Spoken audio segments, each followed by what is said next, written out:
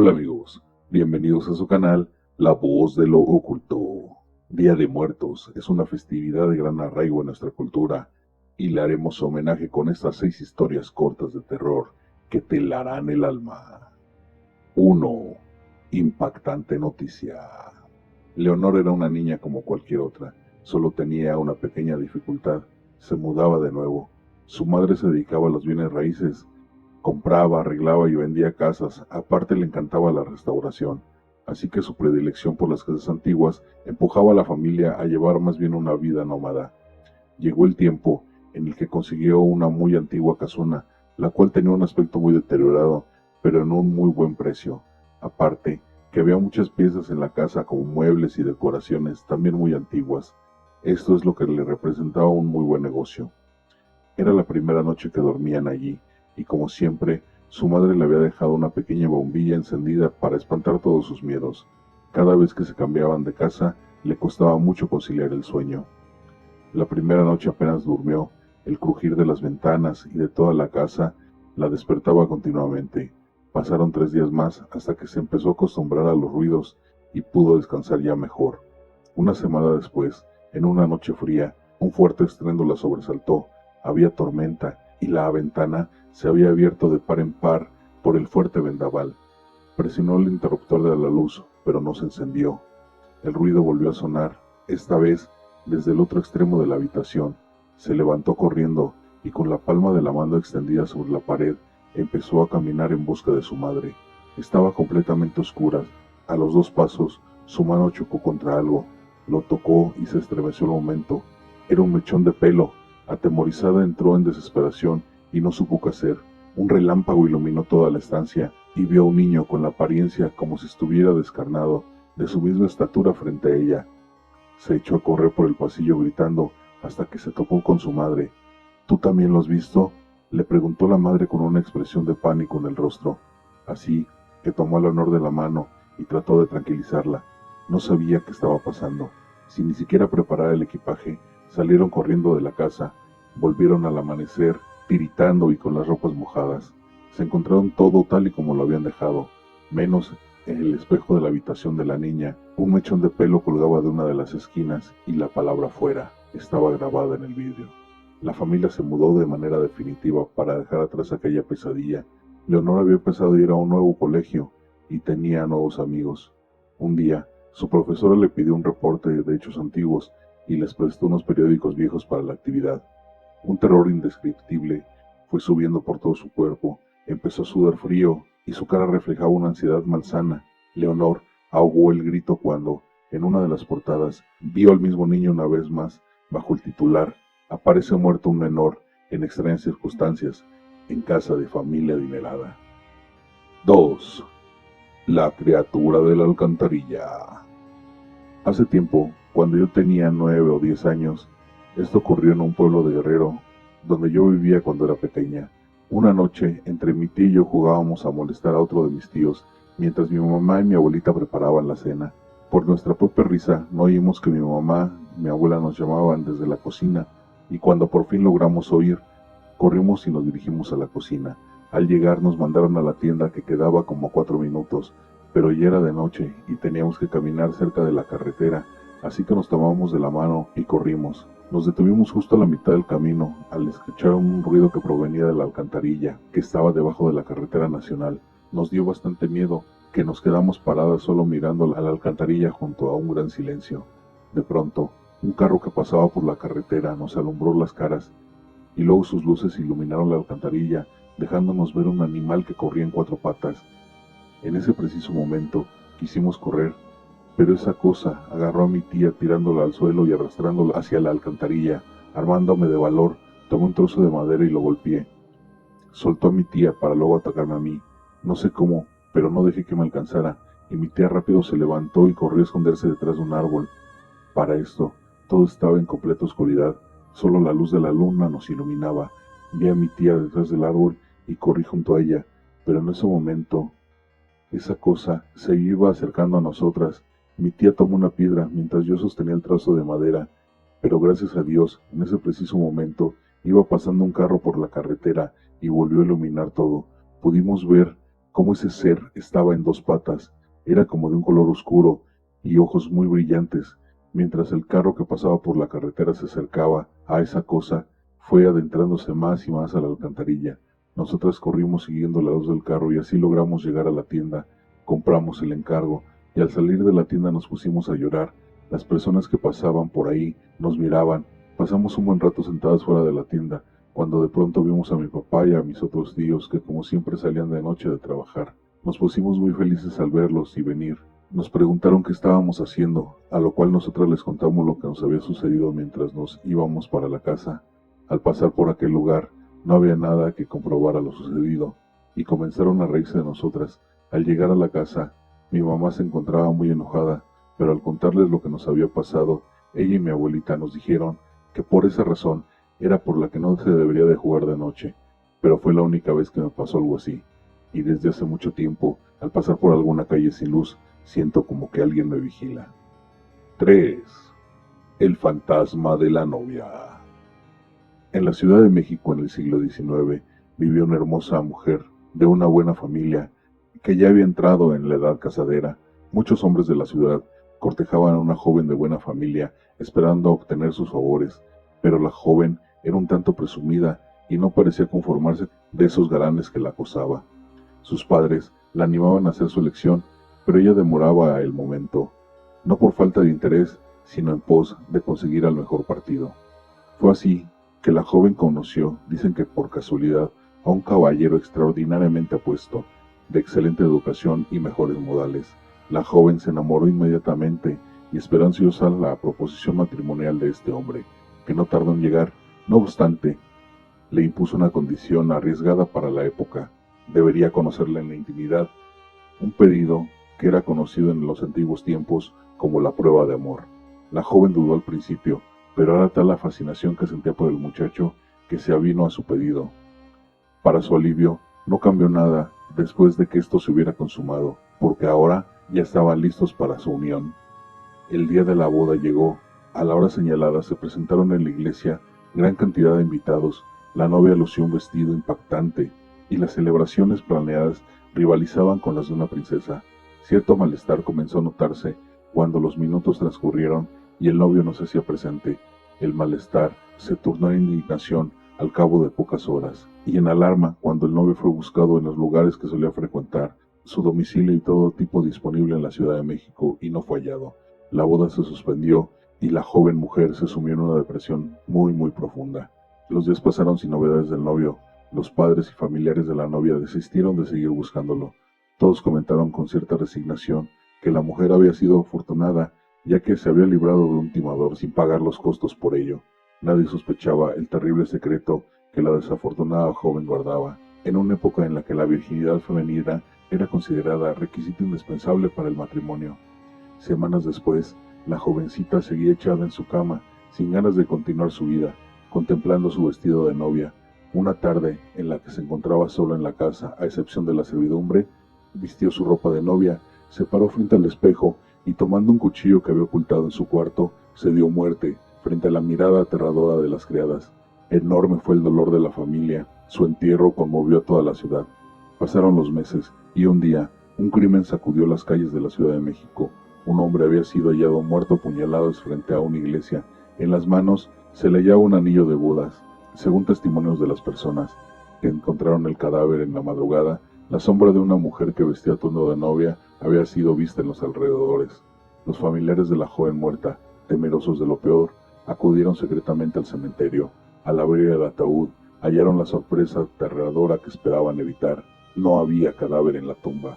Que aquel hombre asesinado a puñaladas en la iglesia era el mismo que la había engañado y faltado a su palabra. Desde entonces, el rumor cuenta que un nuevo fantasma vengador existe en la Ciudad de México, que asesina sin piedad a los hombres, que destruyen los sueños y reputación de las mujeres con las que coquetean. La novia asesina anda deambulando durante las noches en busca de nuevas víctimas. 4. El televisor maldito. Era un domingo por la noche, cuando Sara se encontraba sola en su nueva casa viendo televisión. Repentinamente, las luces de la casa de Sara comenzaron a encenderse y apagarse solas. La joven, extrañada por lo que estaba ocurriendo, puso en silencio su televisor y buscó una respuesta a lo que había acontecido. De repente, el televisor de Sara comenzó a sonar y la imagen se tornó completamente gris. Sara llegó a pensar que los cambios de clima habían afectado la señal. Sin embargo, poco a poco fue apareciendo en la pantalla lo que parecía una silueta de una mano y el rostro de una mujer totalmente ensangrentada. La joven Sara apagó el televisor de inmediato. Para ese momento las luces comenzaron a encenderse y apagarse nuevamente, y la televisión se encendió sola. Esta vez Sara vería algo realmente espantoso. En la pantalla de la televisión, Sara contempló realmente impactada cómo la imagen de una mujer con el rostro cubierto de sangre aparecía en la pantalla y miraba fijamente a Sara mientras hablaba. Sara subió el volumen de la televisión para escuchar lo que aquella imagen tan espantosa decía y escuchó las siguientes palabras: «Ayúdame a no morir, estoy atrapada». Sara corrió en búsqueda y al tratar de salir de su casa no pudo hacerlo. Volvió hacia el televisor y esta vez la mujer cubierta de sangre estaba rodeada de otras mujeres que le decían lo siguiente: «Morimos en tu casa, estamos atrapadas, ayúdanos a salir». En ese momento, las luces se apagaron y el televisor quedó encendido.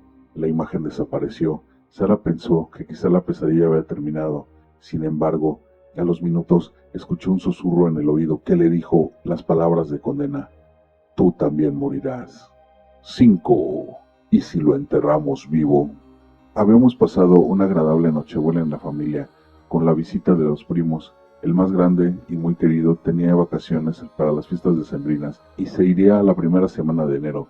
Pasado el 25, comenzamos a organizar una visita al pequeño ranchito que estaba en el estado de Veracruz, donde vivían mis abuelos paternos, para pasar el fin de año con ellos, aunque sabíamos que mi abuela solo cenaría y se iría a dormir, pues no se hace parte de los festejos por su religión. Pero mi abuelo era diferente. Él salía a divertirse, a jugar pirotecnia con mis primos, mis hermanos, mis sobrinos y yo. Salía también para fumar y beber algunas cervezas, sin que mi abuela lo regañara. Así que sabíamos que en el rancho probablemente mi abuela nos dejaría jugar afuera y convivir un rato, y luego nos quitaría a mi abuelo temprano como señal para meternos a dormir ya.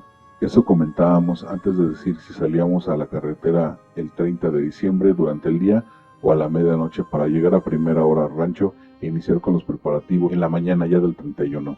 Debo aclarar que el día de hoy aquel rancho pequeño difícilmente cuenta con buena cobertura telefónica, por lo que las personas para comunicarse deben tener telefonía fija o internet para poder usar cualquier dispositivo móvil.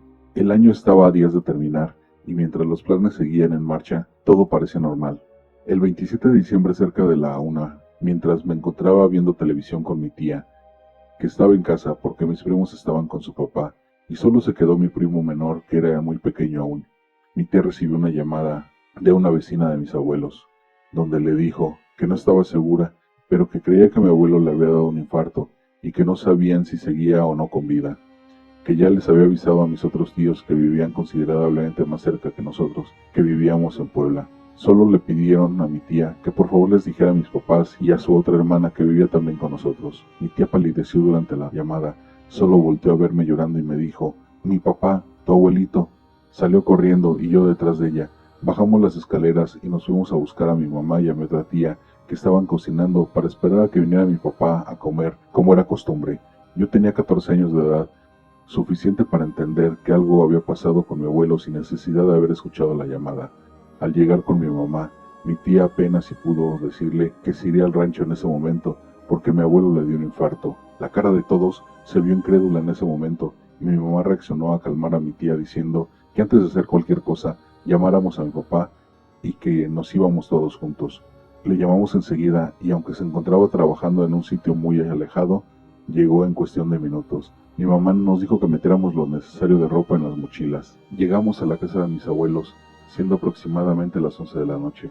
Al llegar, vimos que adentro se oficiaba una ceremonia de oración a cargo de la congregación a la que mi abuela pertenecía.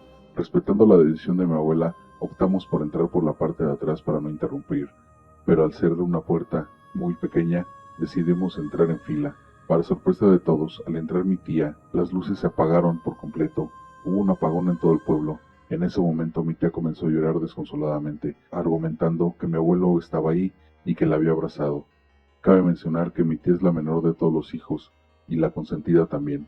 Los brazos de mi abuelo eran inconfundibles, pues al ser una persona demasiado alta, Cuando nos abrazaba, se inclinaba hacia nosotros, dejándonos sentir el peso de su delgado cuerpo. Al entrar, la primera al verme fue mi abuela, quien se levantó para venir a mí y abrazarme, mientras yo veía aquel sencillo ataúd donde alcanzaba a ver el cuerpo de mi abuelo.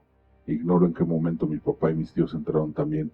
Me separé para que abrazaran a mi abuela y se dirigieran por última vez a mi abuelo. Mis tíos, quienes ya estaban ahí, me abrazaron y comenzamos a charlar.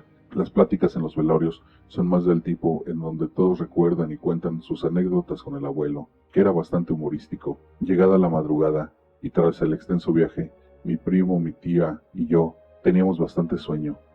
Al estar la casa llena, optamos por ir a dormir a la camioneta. Mi primo, al ser un sujeto grande y pesado, se durmió en la cabina, mientras mi tía y yo nos acomodamos en la batea, pues llevamos un par de colchones, ya que sabíamos que toda la familia estaría en la casa y faltarían lugares para dormir. Despertamos cerca de las 7:30 am. El día sería mucho más pesado. Al vernos despertar, mi primo se acercó a nosotros contándonos que despertó mucho antes, ya que mientras dormía, alguien lo golpeó por dentro de la cabina de la camioneta y aseguraba que mi abuelo lo había cacheteado, pues él se encerró en la cabina dejando solo la ventana del copiloto semiabierta y colocando ahí sus pies.